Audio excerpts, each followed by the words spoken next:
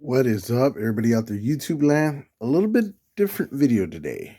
Um, I actually had about a few questions about this. So I finally got my hands on a version 2 undisputed Cody Rhodes belt, right?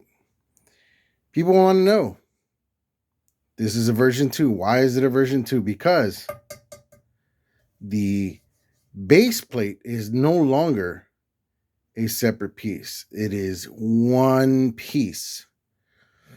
Everything else is pretty much virtually exactly the same, even the same as the old network logo. Let's take a look. I removed the bars. Side bars are still the same. Still the same. You still buy the Fandu bars to upgrade from these to the new thicker ones. Side base plates and the side plates still the same. Still the same exact mounting holes. Let's remove this one. Still the same way that they mount, still hollow in the back. Same belt tip, everything. I just wrap it up because I don't want to scratch it up or anything. This side, remove this side. And as you can see, same side plates. I don't know why, but somebody shot some clear coat on this, thinking it would make it shinier or whatever. Guys, unless you're gonna really do a real good job of this, I don't recommend doing it. Here's a piece that peeled off because when this was removed, it was so heavy on the edges it peeled off. But take a look at that. It looks kind of foggy here, and from here on, where it peeled, it's the finish. The factory finish is a lot shinier. So I wouldn't throw clear coat on this unless it's a really high quality automotive clear coat that dries really transparent. Other than that, I wouldn't do it. But anyways, back to this. Strap still the same as far as the pretty much the shape and all that. The holes are all in the same place. Let's get to the meat of the thing here. People want to see it because nobody wants to cut up the back side of their straps. I'll do it for you guys. I got to re-leather this anyways. This is the center plate, which is, I think all the weight of this belt is right here. Shoot. It is pretty deep. Okay. But the back, there we go. All one piece. Dips down a little there. This feels like a solid piece. It's a lot heavier, I can tell you that. If you were to remove all these stones, you would probably see that there's only a gap or a hole big enough where these stones sit. So nothing has changed in that regard. I don't know. I really kind of like the version 1 look. I like to be able to see that stacking kind of look, that little gap around there, because that's a little more TV accurate than this. On the other hand, you don't have to worry about the base plate getting loose ever.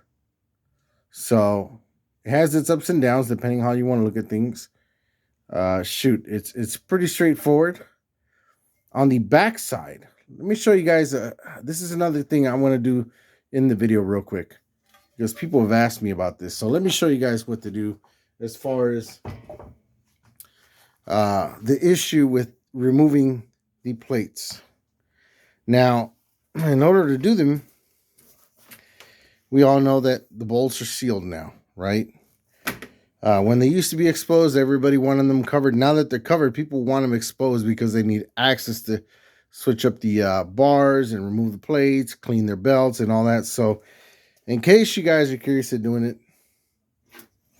I use this type of blade here. I find the hole where the head of the screw is, and I make a cut smaller than the hole of the head of the screw. And then I put a screwdriver in there and slowly back the screw out. After you do that, there are washers. Once you remove the plates, the washers are inside. Real easy to remove those from the front. Just take your screwdriver, push them, and they come right out the back. Do another one here, just so you guys can see. Another washer. Set it down. Do we have any more washers? No, we don't. Let me show you what I do for the people that ask for this service, where they need the plates removed and accessibility. Okay, as you can see, the factory holes where the side plates are, the holes are big enough to get access to the screw in the plate, but small enough for the head to cover the hole. So that's what we're going to do. We're going to imitate that.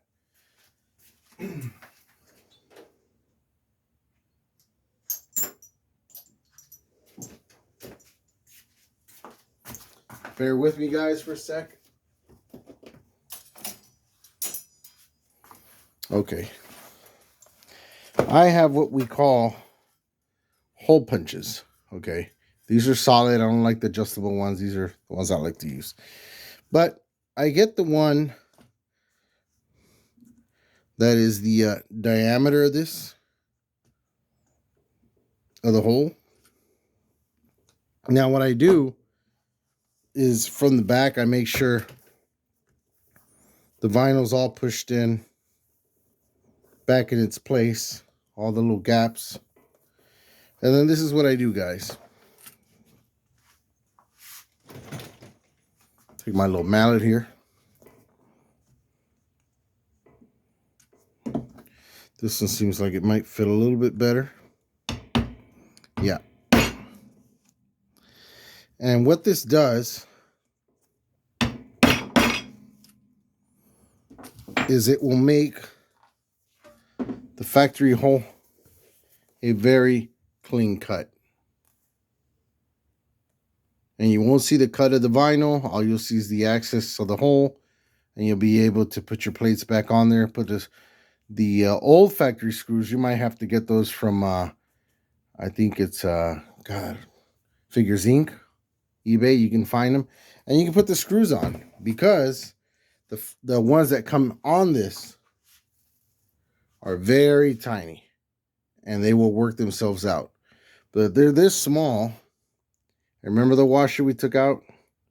The washer is a larger diameter. That's what makes the plates hold onto the straps. So you definitely want to get the old school screws that have the bigger head on there. And I'm going to do just a couple more. Find this one here. Let me see. This one's a better fit. Here we go.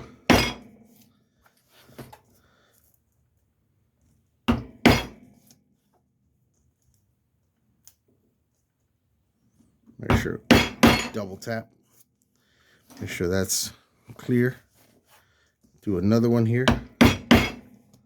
Another one. Another one over here.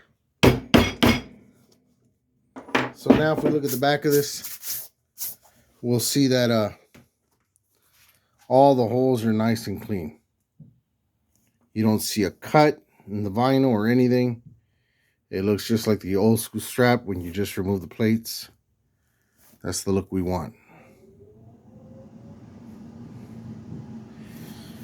And that's it, guys. Hope you enjoy it. Hope it helps anybody. And like that, let's look at the back real quick. And you see, there's the plate. And you have the access to the screws there. And that's the best way to do it. See you guys on the next one. Out of here.